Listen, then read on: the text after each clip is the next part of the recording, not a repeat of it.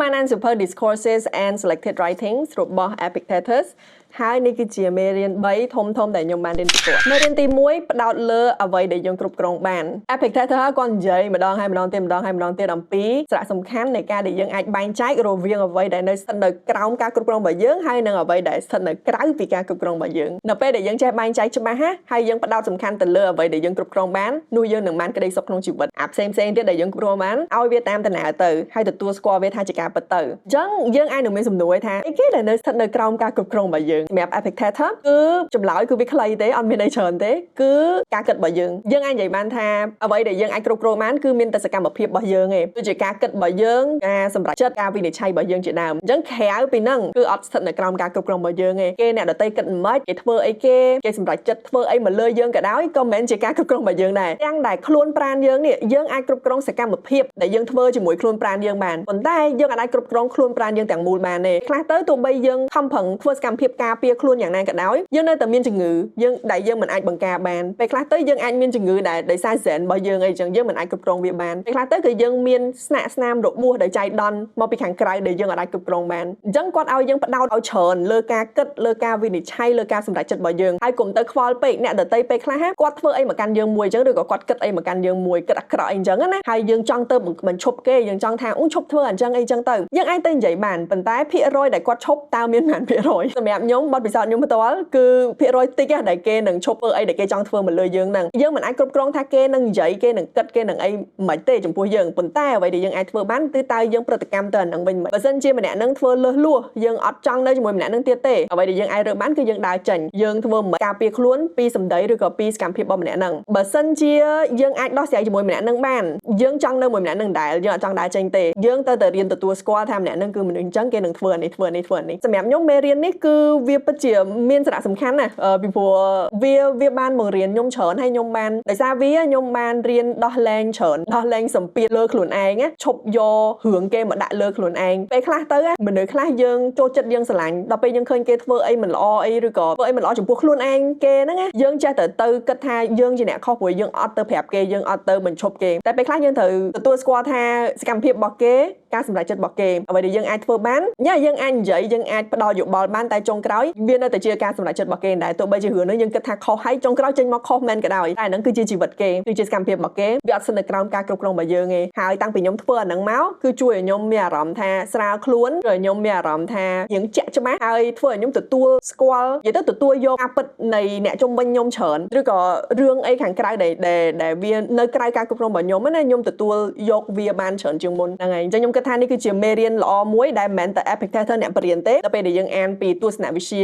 Stoicism ដែល Epictetus គឺគេហៅថាគាត់ជា Stoic ណានៅគេហៅថា School of Philosophy ប្រភេទ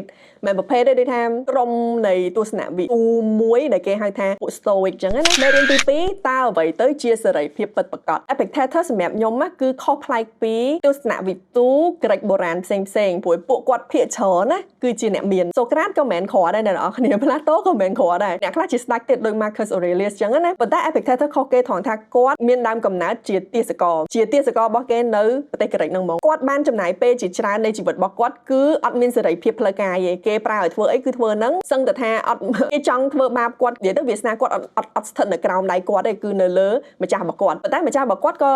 ជា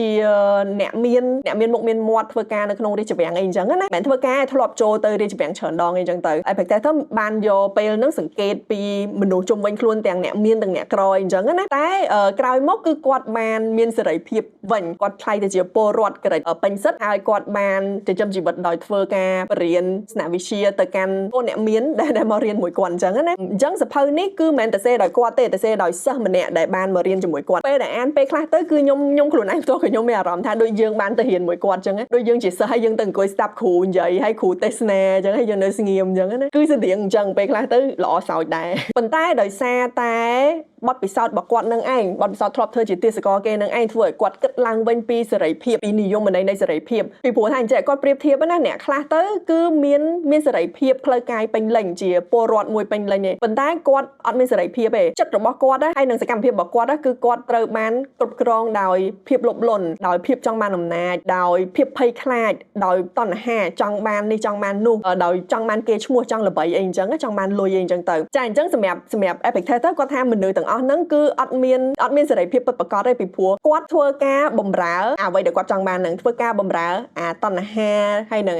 អាភាពចង់បានរបស់គាត់នឹងអញ្ចឹងណាអញ្ចឹង Epictetus គាត់បានបង្រៀនថាអញ្ចឹងអ្នកដែលមានសេរីភាពពិតណាគឺជាមនុស្សម្នាក់ដែលមិនអាចមានគេបង្ខំឲ្យគាត់ធ្វើអីដែលគាត់មិនចង់ធ្វើឬក៏បង្ខំឲ្យគាត់ឈប់ធ្វើអីដែលគាត់ចង់ធ្វើនៅពេលដែលមនុស្សម្នាក់ចង់បានអ្វីដែលខ្លួនមានមិនចង់បានអ្វីដែលខ្លួនមិនមានពេលនោះហើយម្នាក់ហ្នឹងគឺមានសេរីភាពពេញលេញចាអញ្ចឹងមេរៀននេះគឺធ្វើឲ្យខ្ញុំសួរខ្លួនឯងញឹកញយដែរឧស្សាហ៍ជាងមុនណាតើខ្ញុំជាទាស្ករនៃអីគេតើខ្ញុំធ្វើអីរាល់ថ្ងៃនេះដើម្បីអីខ្ញុំចង់បានគេឈ្មោះខ្ញុំចង់បានមុខមាត់ខ្ញុំចង់បានលុយឬក៏ខ្ញុំចង់បានសម្រស់ឬក៏អីអញ្ចឹងណាថាតើខ្ញុំជាទាស្កររបស់វាឬក៏ខ្ញុំជាម្ចាស់នៃសកម្មភាពទាំងអស់ហ្នឹងមេរៀនទី3អនុវត្តល្អជាងទ្រឹស្ដីចាតាមពិត Epictetus គាត់គឺជាគ្រូបង្រៀនម្នាក់ហើយគាត់បរៀនទ្រឹស្ដីច្រើនប៉ុន្តែគាត់អត់ភ្លេចណែនាំឲ្យសិស្សគាត់ជារឿយថាទ្រឹស្ដីដែលយកទៅហ្នឹងគឺត្រូវតែអនុវត្តហើយពេលណាដែលគាត់ឃើញសិស្សគាត់អានសភៅច្រើនប៉ុន្តែដល់ពេលឃើញនៅជីវិតមែនតើអត់មានគុណធម៌អត់មានសិលធម៌អត់មានភាពសប្បាយរីករាយក្នុងជីវិតអញ្ចឹងគាត់ប្រាប់ម្នាក់ហ្នឹងឲ្យឈប់អានហ្មងថាធ្វើខ្លួនជាទស្សនវិទូល្អជាងអានសភៅទស្សនវិជ្ជាហ្នឹងហើយគាត់តែងតែរិះគន់រហូតអ្នកដែលគាត់គិតអានតែសភៅអញ្ចឹងណាប៉ុន្តែដល់ពេលមែនតើទៅអត់យកអាហ្នឹងទៅប្រើប្រាស់នៅក្នុងជីវិតទេហើយសម្រាប់ខ្ញុំផ្ទាល់ក៏ខ្ញុំយល់ស្របនឹងអាហ្នឹងដែរខ្ញុំពិតជាច្រាញ់ណាអ្នកទាំងអស់គ្នាខ្ញុំនិយាយតាមត្រង់ខ្ញុំឆ្រាញ់មែនតើអ្នកដែលទ្រឹស្ដីនិយាយពីថានិយាយអត់ចេះតាំងពីព្រឹកដល់ល្ងាចអត់ចេះអស់ហ่ะប៉ុន្តែដល់ពេលទៅមើលជីវិតរបស់គាត់វិញជោគជាំ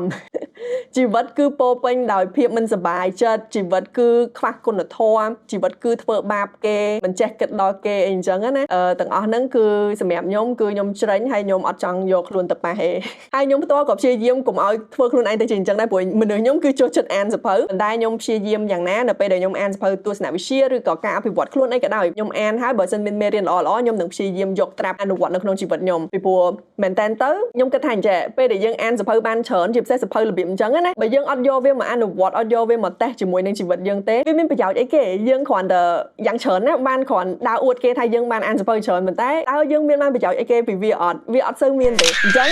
ទាំងអស់នេះគឺជាមេរៀន3ធំតែពិតក្នុងនឹងមានច្រើនទៀតអ្នកទាំងអស់គ្នានៃ Epictetus ដែលខ្ញុំចូលចិត្តដែលខ្ញុំតចូលចិត្តហើយខ្ញុំចង់ចែករំលែកឲ្យអ្នកទាំងអស់គ្នាចូលអ្នកទាំងអស់គ្នាវិញចូលចិត្តមេរៀនមួយណាជាងគេហើយឥឡូវកំពុងអានសភៅអីគេគឺអាចចែករំលែកនៅខាងក្រោមបានក្រៃលោខ្ញុំបានអានសភៅថ្មីដោយ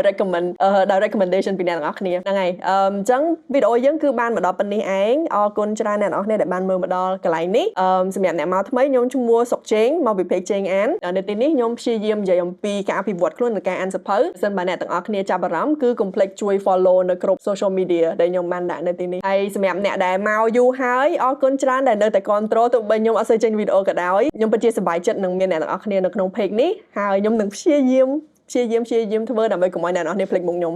និយាយលេងឯងប៉ុន្តែបើភ្លេចមែនណាប្រយ័ត្នBye bye see you in the next video